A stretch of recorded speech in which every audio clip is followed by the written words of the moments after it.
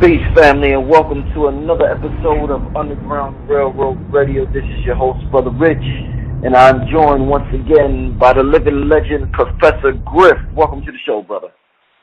Peace, Brother Rich, and I'm glad to be back on the show with you. All right? So what's good with you? Well, I'm good. I'm chilling, brother. Last week, you made me continue to do research. You did such a phenomenal job with the research that you did last week with our show with the Nixon's top aide and his confession. That I was like, let me look further into this, because you was throwing some heavy stats at us that you told us to go look up ourselves. So I was basically looking some stuff up. So I guess today is going to be like a continuation or part two. But instead of talking about the war on drugs, I seen this interesting article. Well, it's from several publications, but the publication that I read from, I want to give them props to Daily Beast. It was an interview. They was interviewing Snoop, the rapper, Snoop Dogg, and Snoop Dogg had mentioned that Ronald Reagan was to blame for LA gang violence. So I said, damn. I said, let me talk to Griff about just because growing up, I always heard the term Reaganomics. And, we was talking about Nixon last week. I said, let me talk to Griff about this whole gang thing. Because, we always say it constantly come up with Chi-Town. They call it Chirac. And I just wanted to touch on it. But based on what Snoop, let me read to the people what Snoop said before I start the questions with Professor Griff. In this article, Snoop said, where is it at? Early in the 70s and toward the latter part of the 70s, everything was beautiful because we had ways to have fun and communicate. And those who were underprivileged, the low economic side of life, the government would provide for us, which helped us get by. It was a society, and we all needed it, and we all had it, and we all helped each other. Then when Reaganomics kicked in, certain things were taken away, after-school programs and things of that nature. Guns and drugs were shipped into the neighborhood. So it was a shift of having fun and playing football to selling drugs and shooting at each other. To me, it was a system that was designed because when Reaganomics ever began, that's when this began. So I guess just to start out with, Professor Griff, for the family out there, we got a lot of young listeners and we got a lot of older listeners who may not know. Could you tell us what exactly, when people say Reaganomics, and Snoop said this things started to happen when Reagan came in office, because all of this is happening. It's funny, we're talking about this, and we was talking about the war on drugs, and Nancy Reagan just passed away. So people was making a lot of jokes about her being the top drug dealing first lady to ever exist. So people was already making jokes about that. But in reference to what Snoop is saying, and what people have been saying, but I just wanted to use this article as an example. What exactly was Reaganomics and what it meant to the black community? I think the relationship between Reaganomics and the black community had a lot to do with the platform that Ronald Reagan ran on, and not only the platform, but the things that he was going to implement once he became president. Now, we need to keep in mind that Ronald Reagan was an actor. You understand what I'm saying? So I think Ronald Reagan was playing the role of president, but I think it was those people that was behind the scenes that put forth a program, and I think Reagan signed off on it, and they coined the term Reaganomics. It was an economic plan that would make the average American that was considered American in America, and you know what that means when they say that. That means white person, the white man and the white woman in America, to make their lives better. Simply because some of the things that Ronald Reagan put down, in which one of the things that he put down is what Snoop said, he kind of vilified the black community. And one of the things that he kind of instituted was just this whole idea of Reaganomics, which actually shut down the whole cultural infrastructure that black people had set up. Snoop was absolutely correct with what he said. When Ronald Reagan instituted those particular programs, it shut down culturally, and it shut down black people culturally, and it shut down some of the subsidies that black people would receive from the government. Now, they looked at it as government handouts. But as I read to you last week, some of the stats, white women receive more assistance from the government than black women do. So did black people benefit from Reaganomics and the plan that Reagan had for black people in America? Absolutely not. They stripped away, as Bill Clinton did, it stripped away some of the things that black people rightfully deserved in America by getting aid from the United States government. It stripped those things away. And Reagan did not have any qualms about doing that. Reagan did not give a fuck about black people, and we need to understand that. So the question now becomes, was Reagan, to you, Brother Rich, was Reagan a Democrat or Republican?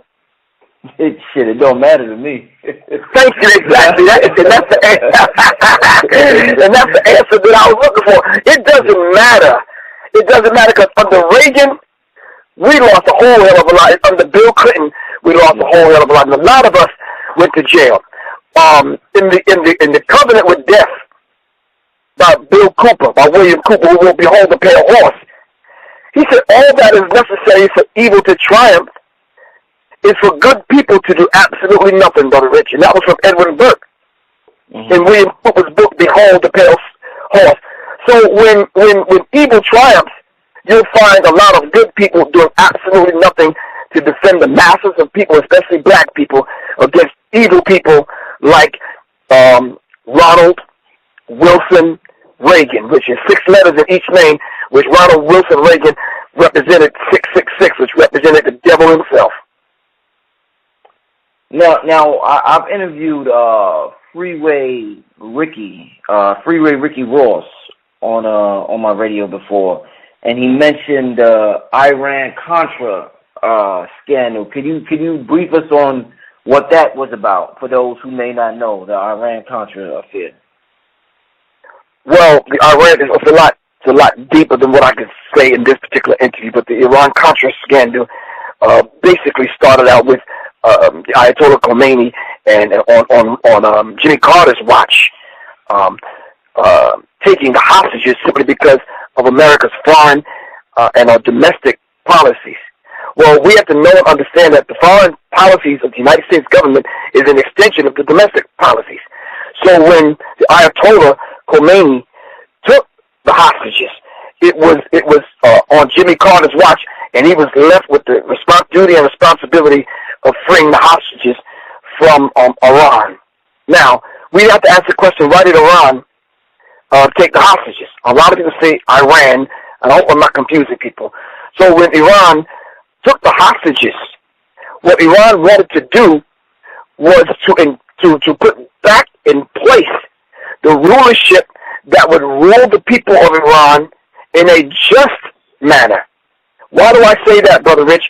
Simply because the CIA and America's military installed a dictator in Iran, and that dictator was the Shah, like my last name, the Shah, S-H-A-H. They installed the Shah and took the Shah in as the ruler in Iran, and the young people and the people in the streets outright rejected the Shah. And when they rejected the Shah, there was an uprising in Iran, and they took the hostages, and now America had to negotiate to get the hostages back. So when the Iran Contra scandal took place, that led into the whole idea of America changing her foreign policy.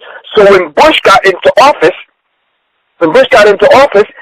he said, we're not going to negotiate with the terrorists. And Iran became one of the notorious terrorists, as they are now, on the planet, only because America said so. But at the same time, brother, and I know I'm being lengthy with this, but it's hard to tell you that in the short period of time that we have. But at the same time, Brother Rich, the United States government, through her foreign policy and through the CIA, was funding Iran and arming Iran in a war with Iraq. They were funding both sides, Brother Rich. 1 million people died in that war. between Iran and Iraq. Mm-hmm. So we have to understand later on in the scandal that took place, it was money, weapons, drugs, and a few other things that they used in the particular scandal at that particular time that made Jimmy Carter look like a hero in the scandal. But the scandal was they was arming both sides of that war, and they wanted to get rid of both sides having a fight and kill one another. And America, Britain, Israel, and a lot of people say, well, what does Israel have to do with that? Go back and do your research. Blood is dripping from the hands of all of those people that took place in that particular scandal, and Israel was one of the hidden hands in it all. Do you think it's sort of a contradiction or a bit of a hypocrisy for Snoop? I was reading some of the comments, and some of the people felt it was a little bit hypocritical for Snoop to talk about that, being that he's I guess a member of the Crips. So for him to talk about what Reagan did in gangs, and him to, you know, kind of, I guess they feel as though he promotes being a Crip by wearing the blue rag. Do you think it's a bit of hypocrisy on his part? I wouldn't say that, Brother Rich. And let's just be real with one another. All of us know somebody that's gang affiliated. You understand what I'm saying? Shit, I do. Mm-hmm. Crips and Bloods. You understand what I'm saying? So I'm not going to sit here and be a hypocrite myself and say what Snoop was saying is being hypocritical because he promotes he promotes his gang affiliation. You understand what I'm saying? And I'm not going to be a hypocrite. But I'm saying, in a way, are we all being a little hypocritical? Let's be very, very honest with one another, Brother Rich, at this stage of the game in this interview. Let's name some of the gangs that you and I belong to. I'm revered by the brothers in RBGs, Red, Black, and Green, Revolutionary, but Gangster. I'm gang affiliated, you understand what I'm saying? Those are my people.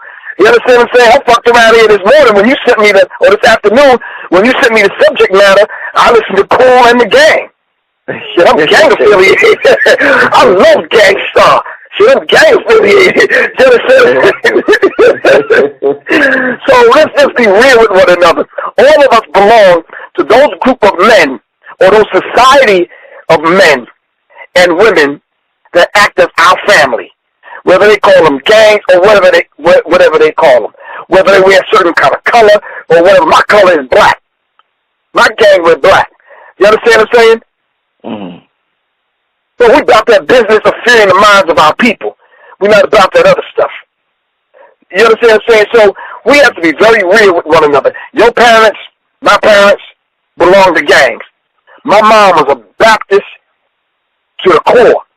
That was her crew. When she went to church, she was gangbanging. You understand what I'm saying? They sang all the songs. They wore the same colors. You understand what I'm saying? So in a way, all of us belong to that extended family that some people would call a gang, Brother Rich. But when you're talking about the Democrat and Republican Party, who represent the blue and the red, the Democrats blue and red, Republicans rep the red. Now, it's right that the movie Colors came out, and they took the colors from the Republican and Democratic Party and gave them to those particular fractions or factions that were there in L.A., and now they're gang-banging and warring over turf that they don't own. Yeah. And it's very critical. I think it was a psyops, Brother Rich. I think it was a psychological operation. I visit places that are so damn backwards in country, but they got gangs now. I'm like, how did this happen? Y'all got manicured lawns and shit. You only see one another once every other day because you live too far apart. In order for y'all to gangbang, you got to get a ride by your mom. Yeah. Yes. So I'm seeing this, and I'm looking at the psyops, psychological operation, and how it's working in these small black communities, and it's designed that way. I believe the best way I could say it, Brother Rich, to answer that question very directly, Minister Farrakhan said it best in Justifiable Homicide, the Black Youth in Peril, Part 1 and Part 2, when he talked about the injustice imbalances the mind, Brother Rich. When we don't get justice, it does something to us, and then we internalize it, and we want to get justice. And we tend to feel, all of us are victims of this, Brother Rich. We feel we're going to get justice one way or the other. So we look up with people that feel, think, and understand us, and we go take care of that business. Minister Farrakhan said justice is symbolically represented by a female with a blinder on and with scales in her hand. The scales are not supposed to be tipped any degree to the right or to the left. They are supposed to be balanced, because when things are imbalanced, there is equality and then there is justice. But she has a blindfold on. Now, I don't want to dive too deep into the symbology of that. You understand what I'm saying? I think I'm going to stick with what Minister Farrakhan gave us, that justice is blind. And Brother Rich, there was another black man shot down, I believe, in Minneapolis, and it was on the news this evening, that the cops that was accused of wrestling with this brother ended up shooting him in the dome. Wow. Was found innocent. So right now they take it to the streets in Minneapolis, Minnesota. Minister Farrakhan said there is a conspiracy that blows the minds of sane people. It is unthinkable that somebody would plan to kill an entire people. You couldn't even see. He said we don't even think like that, Brother Rich. But we should not. We should not relax our guard one bit and think that other people don't think that way, because they do think that way, and they put a plan in place to bring that about. He says where there is no justice, there will be no peace. And soon the law of retaliation may very well be applied. We go retaliate one way or the other, but it almost seems like we're imploding and we're taking it out on one another. How are we doing that? I see these damn Negroes every goddamn week when I do research, Brother Rich, talking about black on black crime. And I offered up a challenge last year on your show, Brother Rich, and I told people, I'll pay you $1,000 if you could call 678-557-2919 and prove to me that more black people kill black people than white people. They can't do it. White people kill us in ways unimaginable, Brother Rich. He says us killing us is not justified. And Minister Farrakhan is right. It's unjustified. But white folks try to justify it using their law, using silly, stupid statistics, and they always got an expert on this and a goddamn expert on that. You understand what I'm saying? And this is very real. And Minister Farrakhan laid it out in the Justifiable Homicide, Black Youth in Peril, and we need to study that and put what Minister Farrakhan said under the microscope. What do you think when we talk about gangs, in the black community? A lot of people automatically go back to the root of the black community, which is the black family, and a lot of people feel as though the problems that exist within the community is a direct result of a single parent household, a missing father, and especially if it's a male. They feel like when the male is missing in a household, it definitely, it hurts the male and the female in different ways. One way it could hurt the male is he could go out, join a gang because he's looking for that love from an older male or that bond for males. And my question to you, Professor Griff, is that what do you think is a possible solution to this single parent household thing that we got going on within our culture, which is almost the norm at this point? It's just like that's the norm. That to have two parents is not normal, and to have one parent is normal. At least from what I see. Somebody may be listening and say, "Nah, Brother Rich, that's not right." I know a lot of households, but the households I know, the majority of them are single parent households. So what do you think is some solutions to not get caught for those who are young and they're trying, and they didn't start a family yet, and they don't want to get up in this, they don't want to get caught up in this single parent household web that has been created for the black community. What do you think are some possible solutions for that? I mean, well, let me just say this real quick. Real quick, Griff. Somebody did say, I heard some people say that to wait till marriage to have sex, but then a lot of people feel as though that's unrealistic for people these days. So I just want to throw that out there. But go ahead, Professor Griff. I think, Brother Rich, that our elders and now some of our ancestors have gave us the solutions. You and I do not need to get on this interview and try to sound like we intelligent and give facts and figures and stats and all that stuff like we coming up with something new. What is wrong with standing on the shoulders of the ancestors like Dr. Amos Wilson and Dr. Francis Cress Wilson? What's wrong with standing on the shoulders of elders like Dr. Claude Anderson, Boyce Watkins, and other brothers and sisters that have given us the stats? There's nothing wrong with that, with edifying and honoring one another. Dr. Francis Cress Wilson said, Queen of Ford said we should walk 4 seasons with one another. There's Minister Farrakhan and Abraham Muhammad and other brothers and sisters have said, of course, we should wait till we get married until we are mentally prepared to be fathers and uncles and can keep a family together. Dr. Francis Cress Wilson said we should wait till we're mature, 38 to 40 years old, before we start having children, especially males. And then we should have 2, no more than 3 children, 2 to 4 years apart. We should get schooling out of the way. We should get a lot of things out of the way before we even think, Brother Rich, about putting a family together. Because once you start doing that, it takes your time and your focus away from other things. We have to adequately be able to provide for children. We have to adequately be able to provide guidance and nurturing. We have to understand the concept of rearing instead of raising, not instead of, but along with raising children.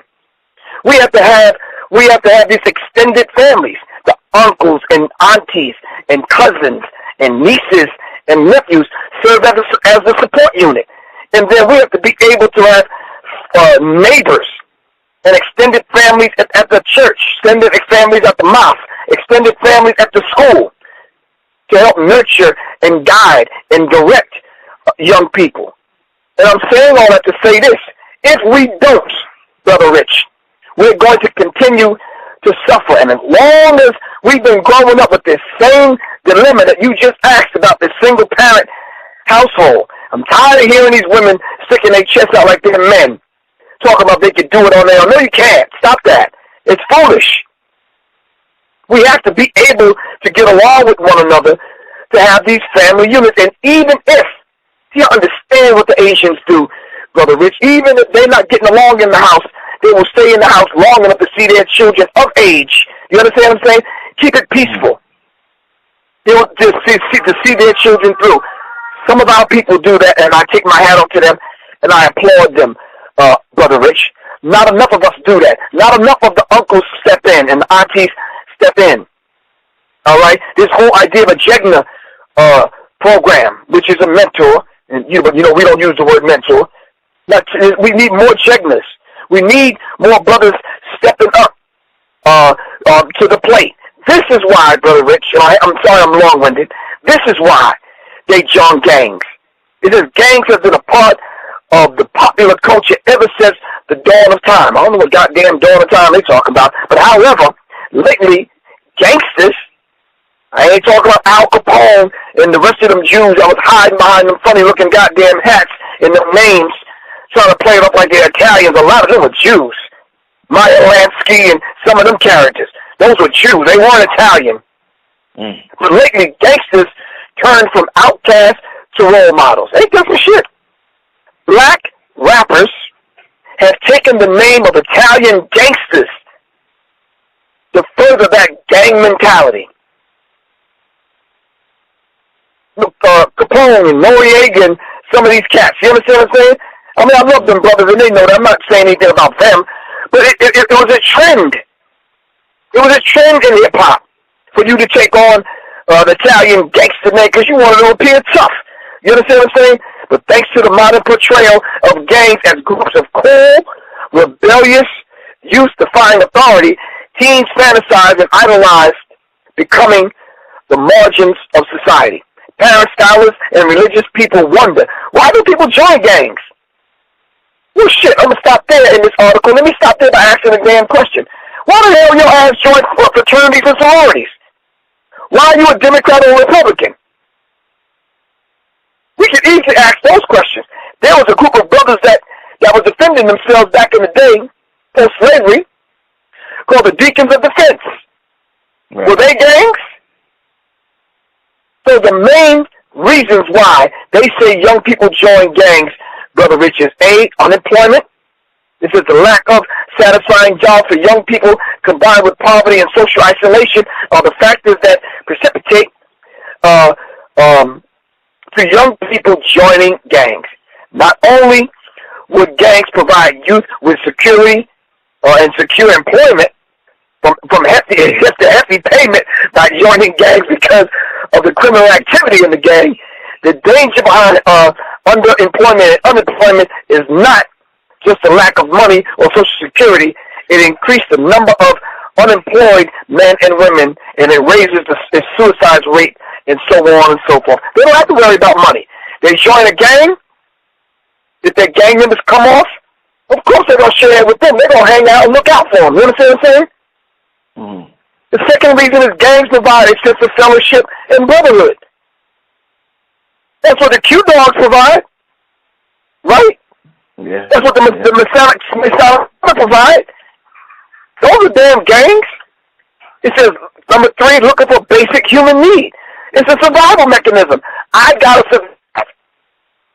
You understand what I'm saying? I got to link up with my crew so I can survive.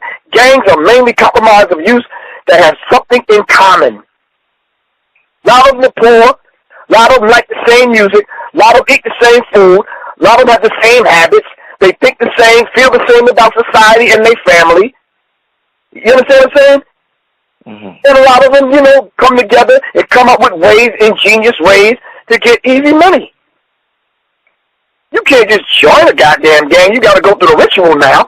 Well, ain't that the same thing the Masonic order do? You got to go through the ritual to get in? Ain't that the same thing the fraternities and sororities do? You got to go through the ritual to get in. Mm-hmm. Number 4, desire for protection and safety. If you live in these neighborhoods where people are preying on one another, originally some of the gangs formed to protect themselves from white people. Shit. For white police officers. And then white police chiefs and sheriffs caught on to it, and they started using the gang to get information. A lot of them became snitches. Number 5, peer pressure. The whole idea of this peer pressure, you not fitting in. You understand what I'm saying? And then the whole idea of peer pressure comes in many forms: intimidation, dares, the whole idea of begging, friendly persuasion, threatening, coercion, harassment, bullying. America went on a goddamn campaign, stop bullying. What the hell are you going to put on the front of Time magazine and Newsweek magazine and XXL, stop bullying, when your ass is the biggest bully on the goddamn planet, America? You've been bullying countries and nations. Donald Trump is a goddamn bully. That's why so many people like him. Last but not least, identifying and self-expression. We already went over that, and seeking prestige and social status. I remember that time. I'm sure you do, Brother Rich. Women like hardcore, thugged-out niggas. I'm going to say that again, black woman. Y'all went through a period where y'all like straight-up niggas, hardcore, thugged-out dudes. Plain and simple. I remember a few women told me that. You too nice. Your hair too goddamn curly. Your ass look too through. You ain't hard enough. You ain't thugged out. I want a bad boy. You understand what I'm saying? Yeah, and we went through that period. Now, those women got pregnant by them dudes. Those dudes ended up in jail. And that next crop of young men grew up without that man in the home. And then we ended up producing cats like Lil Wayne and the rest of these cats who end up, what they are. I don't want to call Lil Wayne out. I saw him a couple of weeks ago. He looked at me like, I could take this nigga. But I'm only playing.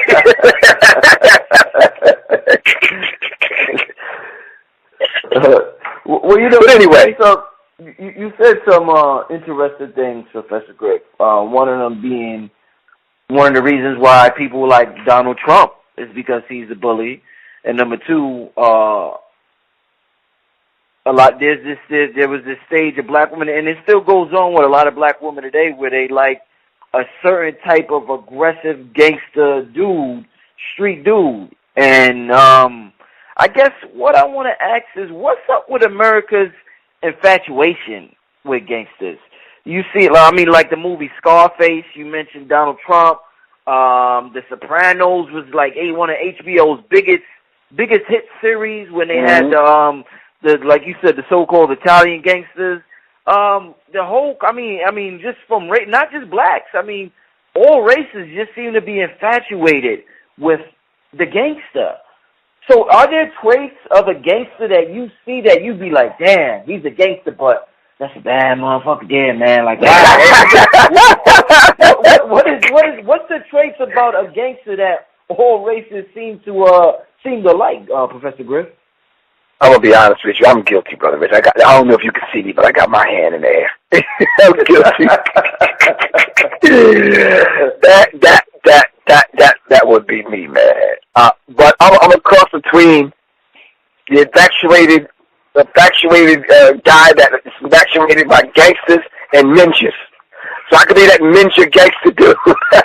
Okay. I feel I can operate as a one-man army, but if I connected with cats like me, yeah, we would beat them dudes. You understand what I'm saying? But I'd have to be the smooth, low-key gangster kind of dude. I can't be the flamboyant dude. I got to be very low-key. You understand what I'm saying? But the thing that drew me was the courage, was able to organize men and move and make things happen. You understand what I'm saying? Mm-hmm. This is why I wasn't attracted to the flashy gangster. I was attracted to the quiet. What was the name of that movie, man? Road to Perdition? Was that it? Tom Hanks. You gotta check that movie out. He was a smooth gangster, man. Okay. You understand? Real smooth. He was an assassin. Real smooth, just kind of know how to handle that business. You understand what I'm saying? But he lived a normal life. I want to be able. I remember back in the day, man, when I was growing up, we always used to threaten people, man. When phone calls were a dime, remember? I'm gonna drop this dime, man. I got 10 people up here. You understand what I'm saying? Mm-hmm. And that was the case, especially my family. There was 13 of us, Brother Rich. So that was actual fact in my family. You understand what I'm saying? But there was a fascination about how they got the respect, Brother Rich. It was a fascination on how gangsters had this way where they provided for the community. And the people in the community had respect for the gangsters simply because they didn't necessarily love them, they feared them. And this is, that was the attraction, because it's all I grew up ever wanting. You too? Respect. We grew up in an era, remember that era? We said, yo, man, don't diss me. That was famous. Remember? And if somebody dissed you, it was on, man. Yo, that motherfucker dissed you.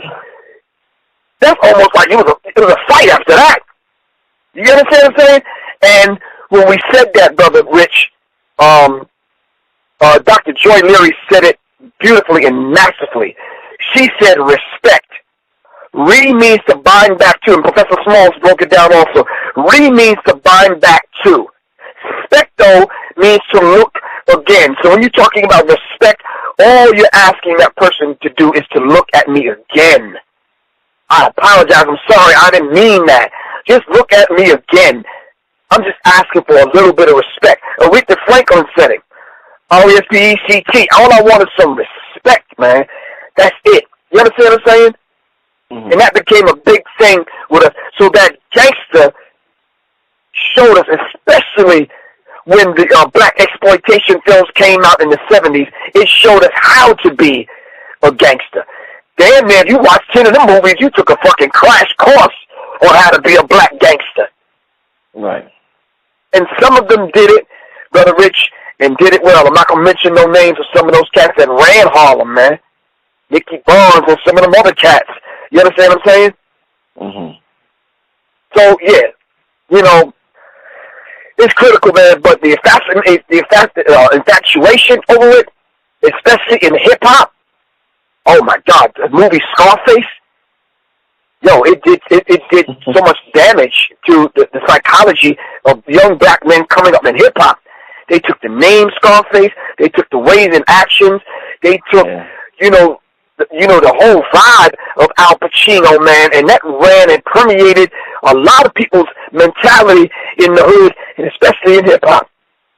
Yeah. And when you go to the mall, you see the poster with the hat, the cigar, and the gun, and the poster. And people bought the shit and took it home and put it up in their room. I'm like, what the hell?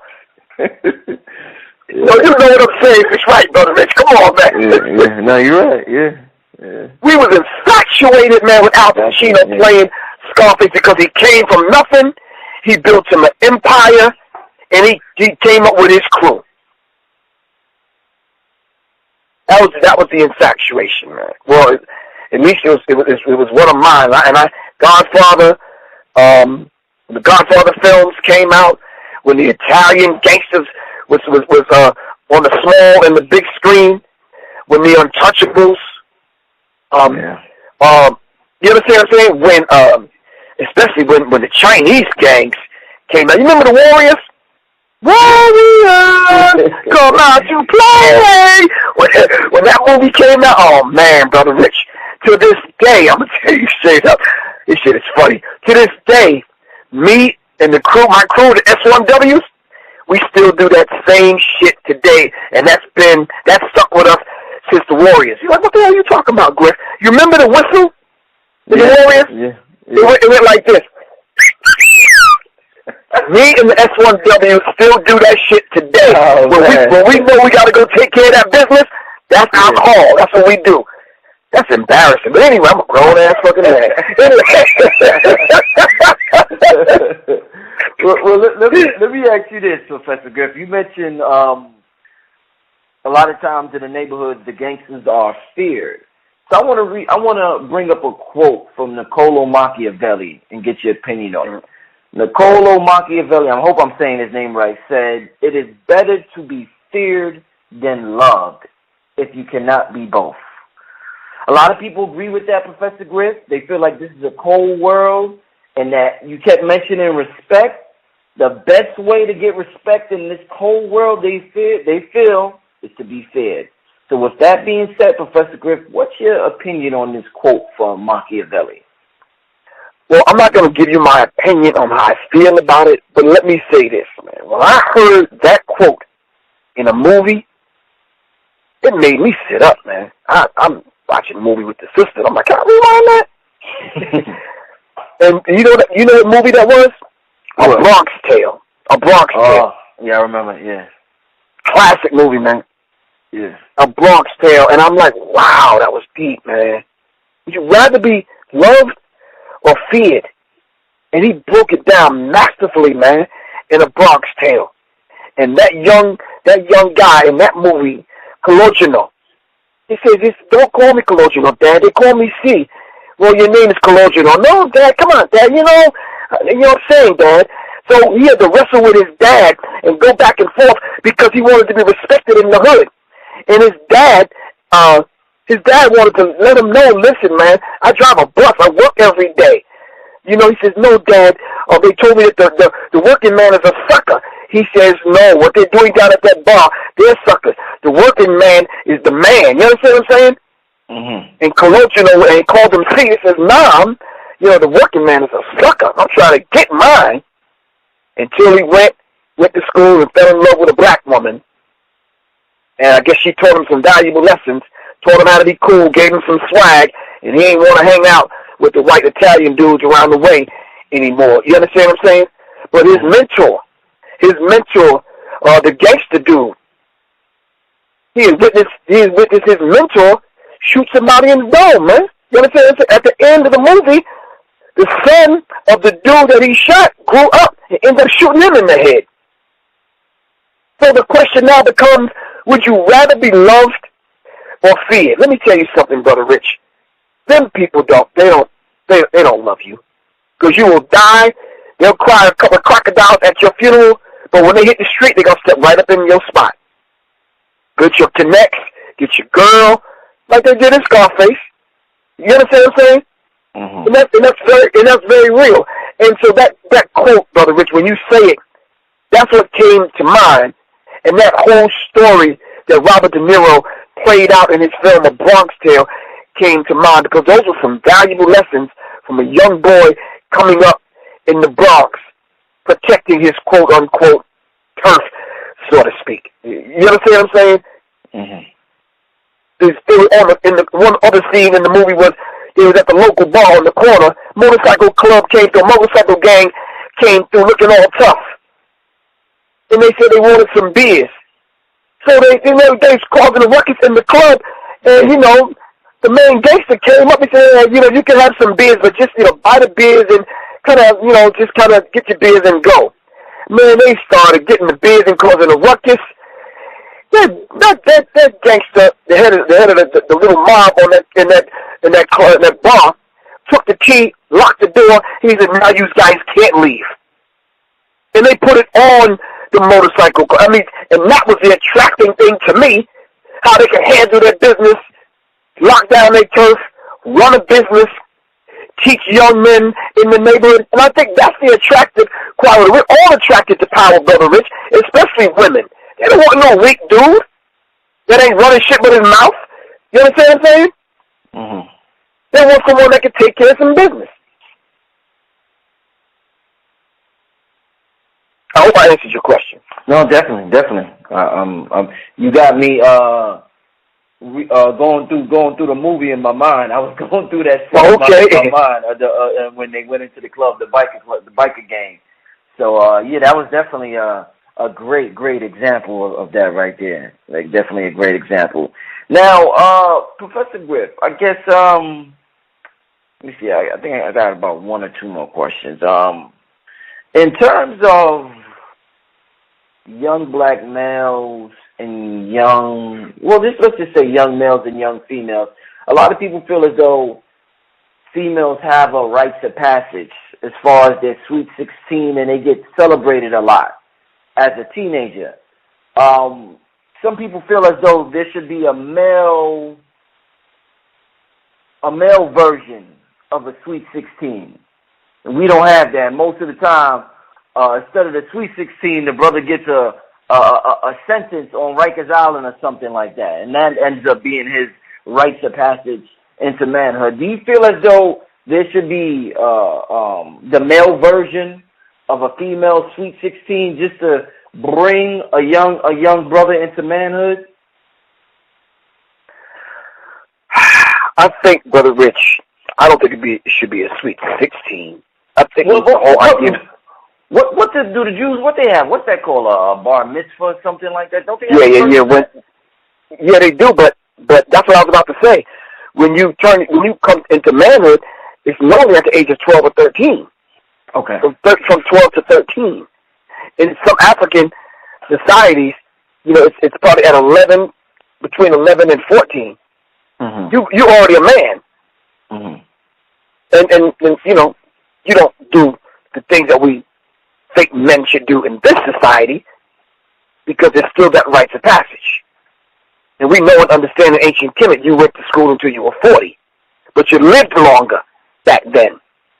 So yes, Brother Rich, we should have something in every family that when that son goes from 12 to 13, he has to go through a rites of passage. Anthony Browder, I believe, had a rites of passage. There was a few brothers and sisters in different African traditions that do have a rites of passage. But it needs to be in every single family. It needs to be that rites of passage. Bringing that young boy into manhood and teaching them how to be a man. You have to go through the rites of passage. You have to sit with the uncle. You have to sit with the dad. You have to sit with the grandfather. You understand what I'm saying? Mm-hmm. You have to go through those tests. You have to go through those tests that every boy should go through in order to even be a man. Hell, you have to be asked, what is it to be a man? And you have to learn that. But too many of us end up in juvenile detention centers, jail, you understand what I'm saying, or gangs, Brother Rich, as our rites of passage, living in America as young black males. Fortunately, I was in the cadets. Fortunately, well, thanks to my mom and my older brothers. Fortunately, I was in the Nation of Islam at a young age. Fortunately, I shouldn't say fortunately for this next one. I was in the Army. I was military police. I was a correctional specialist. Fortunately, I've had the discipline. Fortunately, I had brothers like Pop Diesel from the S1Ws who taught me martial arts. Fortunately, I had brothers around me that looked out for me, that helped me through my quote-unquote rites of passage. Fortunately, I had Stevie Lloyd who taught me African drum. Fortunately, I had people like that surrounded me. I had an extended family where I didn't have to run with a crew and sell drugs and do all those things. But that's little old Professor Griff. Everybody's not afforded that luxury, Brother Rich. Trust me, they're not. So to answer your question, yes, we need a rite of passage for all black men from 12 to 13, and then they need to go through another rite of passage into quote-unquote manhood when they turn 18. Mm-hmm. And I guess the last question, when I was, just doing some research on this story and looking at the origin of gangs and, the Reaganomics and that whole era in the 80s and the Bloods and the Crips, one word that I've seen come up a couple of times in different articles in reference to black men was this term hypermasculinity. And in some of the articles, they were saying that black men suffer from hypermasculinity, where black men try too hard to try to exert their masculinity or to try to be tough or, just to try to too much involved with their ego. What do you think about this term, hyper? Because I haven't heard much about this term. But what do you think about this term being associated, it seems like, specifically with black men? I think that we're not hyper. I don't think our masculine qualities are should be looked at as being exaggerated. We're well endowed. We have muscles. We have a God-like structure. You understand what I'm saying? We have the ability to activate and use the whole part of our brain. We can activate the 7.5 brain cells that the most honorable Elijah Muhammad said that we have, as compared to the 6 ounces of brain cells that this devil has. You understand what I'm saying? So it's not hyper-masculinity. We're the norm. It's just that everybody else is less than ours. That's they need to catch up. You understand what I'm saying? I'm talking about the dude with the pink penis. You know what the fuck I'm talking about. You understand what I'm saying? Right. So we're the norm, but in order for us to make us look like we're inferior, they have to call us hypermasculine. Okay. The young black child sitting in school, fidgeting and all that kind of stuff, he's fucking bored. The slow-ass learning, he got to sit next to Tommy and Billy. You understand what I'm saying? And all he's learning about is white people, he's bored. He's not hyper. He's very masculine. We learn different. We have different rhythmic patterns in how we learn. We want to be outside learning. You understand what I'm saying? We want an extended lunch and play period because we want to get some of that energy out of us. You understand what I'm saying? We want to be challenged. There's madness in the classroom don't challenge young boys, so we bouncing off the goddamn walls. So we're not hyper-masculine. Some people listening to this interview might say, damn, Griff, as soon as Brother Rich asks you a question, your ass is on 10. You understand what I'm saying? Right. I gotta speak this way because I'm trying to reach a certain part of the black man that I know some stuff is laying dormant in him, and I'm trying to connect with it. But check this out, Brother Rich. When you asked that question, you know what came to mind? What? Do you remember the slave codes that was designed to oppress and humiliate black people. Yeah. One of the black codes was this. Blacks were prohibited, from reading and writing. Can you imagine that? That you got fined if you got caught reading. Right. Got an ear cut off or something, man. They had no slaves reading law. What the fuck? Crazy. Yeah. We was restricted from traveling, Brother Rich. We couldn't go nowhere. And guess what, Brother Rich? Black people do that today. I meet black people that ain't never left Decatur, Georgia. I was talking about a music store that was in Cobb County. These brothers said, man, shit, I don't go to Cobb County. Well, why not? Well, shit, I don't know, man. I'm from Decatur. God damn. I'm from Long Island, man. I went to the Bronx, Brooklyn, Manhattan, Queens, Staten Island, Yonkers, Mount Vernon, Philly, Jersey, Newark. You know what I'm saying? Upstate New York, Ithaca, other places, man. There was a legal imbalance law, or imbalance, meaning that if the enslaved person accused of a crime, by any crime, against a white person, it was akin to a death sentence. Rejecting slavery was a crime punishable by death, Brother Rich. You couldn't reject slavery. You didn't own your own body. You was prohibited from marrying someone. This is black bodies were completely commodified. You didn't even own your own body, Brother Rich.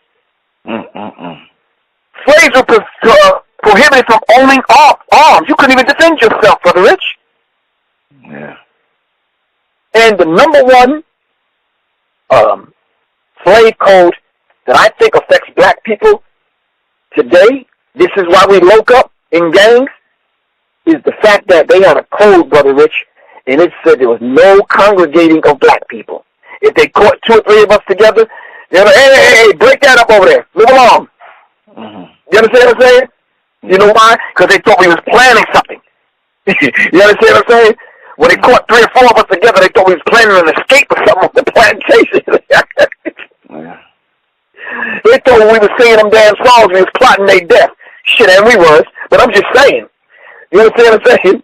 Yeah. So, but these are the laws that they put on us, Brother Rich. Do you realize, Brother Rich, back to your original question, by the end of Ronald Reagan's term, 138 of Reagan administrators and officials have been convicted or indicted on charges. 138. Wow, that's a high number. Wow. And then by the end of the damn term, the latest number was 225. He had some goddamn criminals on his staff. Yeah. You know why, Brother Rich? George Carlin says they want to put the street criminal away so the business criminal can thrive. They're against street crime as long as it's not Wall Street, he said. This is good. We got to check out George Carlin and what he said, man. You understand what I'm saying? And it was very critical. And Gary Webb blew the lid off of some of these military thugs and these government gangsters. He says most people that are against abortion are the same people you wouldn't want to fuck anyway, Brother Rich. And George Carlin was right. These same people that put those kind of laws, did you hear what Trump, I read that because I wanted to make a smooth transition into my next point about what Donald Trump said today on the news. Punishing women for getting abortions. Yeah. George Carlin said most people that are against abortion are the same people you wouldn't fuck anyway. Them people ain't getting pregnant. They too goddamn ugly. You understand what I'm saying? America's pathology is her denial, Brother Rich. I'm going to say this again, and I've said this before. America's pathology is her denial. They got the old double standard going on in politics right now. And that old double standard, according to George Carlin, he says, is you say one thing and you do another. This country was founded by slave owners who wanted to be free. So they had to enact laws and codes that kept this perpetual slavery mentality going. George Carlin said, look at the national anthem. Most of us don't know it if you're black. You understand what I'm saying? But if you sing the whole song, they talk about bombs bursting in air and bombs and rockets and all that kind of stuff. These people are violent. This is why they can easily come up with mandates and all this kind of madness, talking about the war on drugs, the war on education, the war on crime, the war on this, the war on abortion, the war on whatever. Because they're warlike people. They've been at war ever since they've been on the planet, Brother Rich. And in the book, Behold the Pale Horse, and this is my last point, William Cooper said the government encouraged the manufacturing of and importation of military firearms for the criminals to use. They was making the damn guns and putting it in the community. He said this was intended to foster a feeling of insecurity, which would lead the American people to voluntarily disarm themselves by passing laws against firearms. And they're doing that right now as we speak. So thank you, Ronald Reagan, Ronald Wilson Reagan, 666, the devil himself, using the drugs and hypnosis on mental patients in a process called Orion. The CIA inculcated the desire in these people to open fire on schoolyards and inflame these particular lobbyists and these people to enact laws and put laws on the books and ban guns. And this is what Barack Obama signed off on it recently. They're always attacking the Second Amendment. They're going after the guns. And I'm telling you, man, and I'm going to give the people a homework assignment. Look up the Second Amendment and Hillary Clinton and what she has in store for us if she becomes the president. Okay. That dude is going to change some things. I'm telling you, man. You talk about you can't own a gun now. They're going to go door to door taking your guns from you. For real. And we have the right to resist. Plain and simple. But anyway, Brother Rich. Definitely gonna look that up. Hillary Clinton and the Second Amendment, y'all. Please make sure you look that up, because I'm surely am after this interview. But yeah, another great show, man. I appreciate your feedback on this topic here, man. I definitely always learn a lot. I know you got a lot coming up.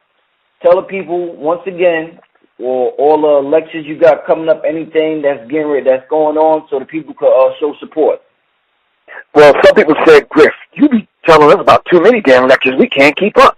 This weekend, I'll be at the Cultural Connection in Chicago on Saturday at 1 o'clock. The Cultural Connection in Chicago this Saturday from 1 to 5 in the Chi.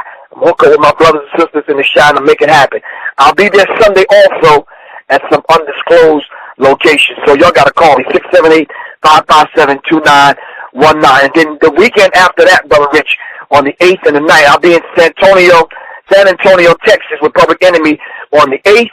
And on the 9th, I'll go to Darren Muhammad at the Blacks and Wax Museum in Baltimore, Maryland. We're going to be talking about the ballot and the bullet. Check this out. Did you see the statue that they put together of Dr. Francis Cress Welsing?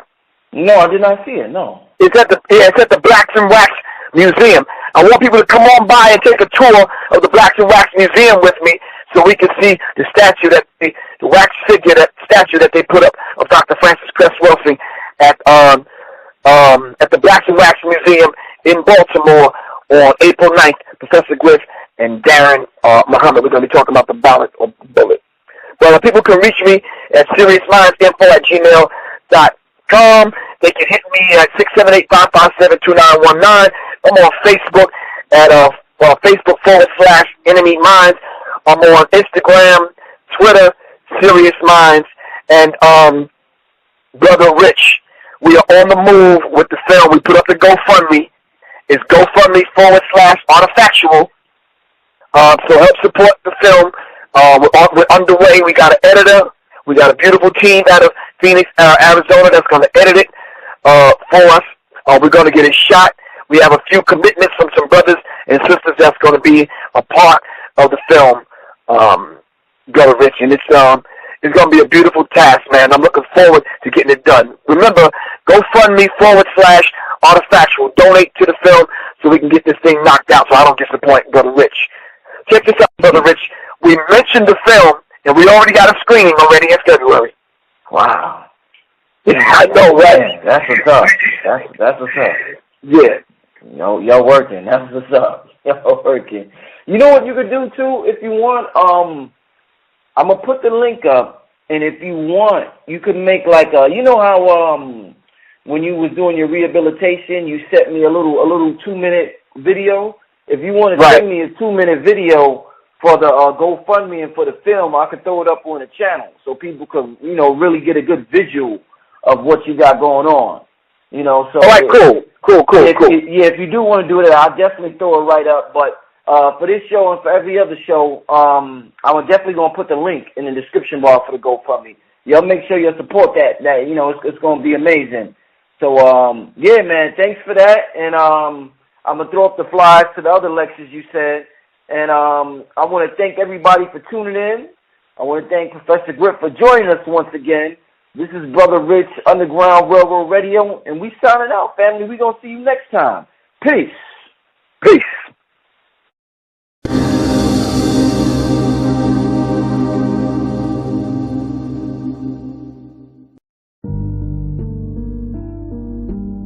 We're going to show you how your mind creates external events in this reality. Why? Because you, ladies and gentlemen, are made in the image of God, and therefore you are God. 360 spiral hanging from my nodule, beard looking like the God resembled from the Bible. Smoking caused an incident, if thinking and imagining, couldn't stay away, the higher self wasn't having it. Stayed about my money, that's the energy that flowed to me. New school rookies looking like that they knowing me. Best to pay it peacefully, the sorcery is strong with born. You just wanna ask me about my hustle, when can you get on? Sun gazing at dawn, prepare life in Babylon. The iris tell a secret with the coldest lace in every song. Welcome to the new world, Illuminati experts. I was talking that there when you was talking network. Speaking to the universe, manifest my net worth. Some going forward, some moving backwards.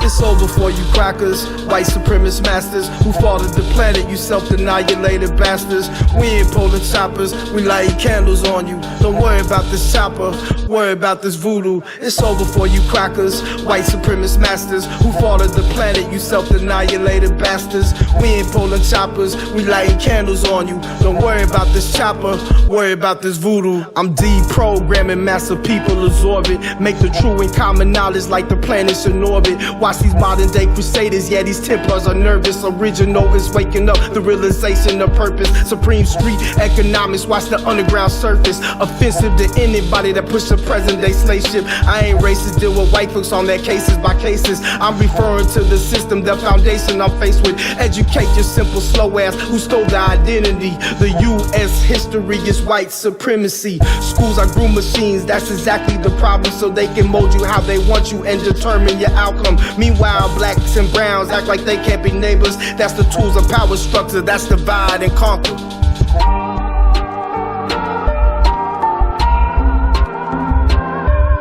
It's over for you crackers, white supremacist masters who fathered the planet, you self-annihilated bastards. We ain't pulling choppers, we lighting candles on you. Don't worry about this chopper, worry about this voodoo. It's over for you crackers, white supremacist masters who fathered the planet, you self-annihilated bastards. We ain't pulling choppers, we lighting candles on you. Don't worry about this chopper, worry about this voodoo.